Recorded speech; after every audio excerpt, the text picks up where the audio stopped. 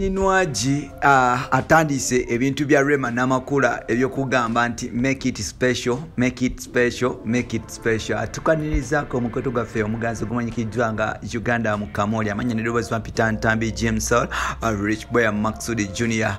Okulacha mwenyo nnyo okubeera nti osubscribinga n'okuba nti weekumira wano kuba nti otambula n'okumanya twabagamba nti ffe wano tuleeta wino tupalapase twabamulekera eri bataliibo bali eri awala naye ng'ate nakulale tukuleetedde Chosen Blood kugata ne mwana muwala gwe bayita Winnie Nwagi. Chosen Blood yabadde ne birthday oba yabadde ne birthday mweno wiiki nga celebrating emyaka gye giri 32 era nga abantu bangi abamuvuddeyo kuba nti bamusindikira obubaka nga bamusindikidde obubaka kuba musindikidde obubaka kwe kuli mwana muwala gwe bayita Anakanwagi Winnie oba amanyikidde nga Winnie Nwagi. Winnie Nwagi mu kusindika obubaka bwe yatandise bw'ati yagambye happy quarantine birthday mukwano gwange Chosen Blood. My social actually yatandise but happy birthday, happy quarantine birthday mukwano gwange oba my social media husband Chosen Blood. Kino kitegeeza nti mwamugabira dda bakodomi aba social media mwagabira Nwagi Chosen Blood, but that is not the case.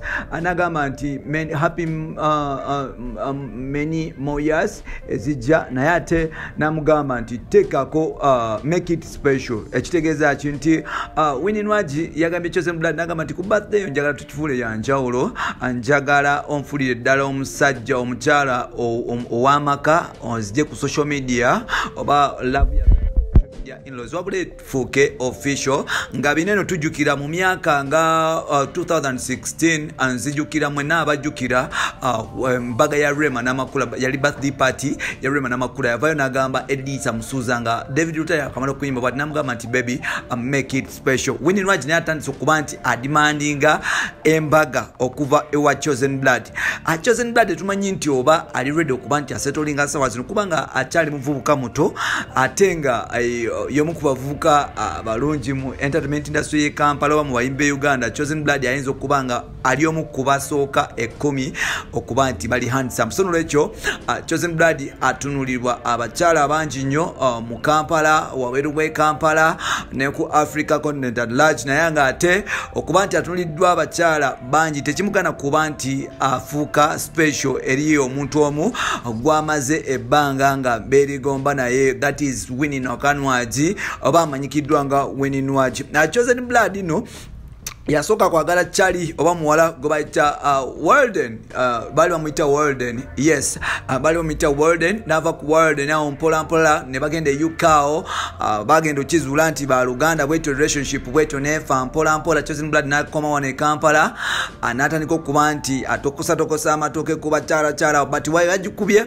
wano muyitayo ondabeko we bakulira oluyimba yitayo ondabeko we bagetinga so cause ne mwana muwala gwe bayita Winnie Nwagi ne baba nti checkinga ko era Chosen Blood yatandika okuba nti asula ewa Winnie Nwagi side zeri mutungo kugata ne manager we gwe bayita manager Alfred Nambemu, but of course nga nawe bobimanyi nti star sigala star Alfred Nambemu yalinga manager nga werekerako boss, so boss nayingira mu system ne bagoba oli omunyankole gwe twabaleetera ate naba nti bamufubutula. So nolwekyo Chosen Blood naba nti afuka comfortable mu bufumbo buno bwalimu ne Winnie Nwagi. Winnie Nwagi nno bangi abamwepikira abasajja abali ebweru ne wano olwakabina ke naye ng'ate afiiriddwa abasajja bangi lwampisa ze n'okuba nti she's kind, tali active, sija kukozesa olulimi luvulanyo, tali so active. So nolwekyo kimuleeta koko okuba nti afiirwa ebintu bingi. So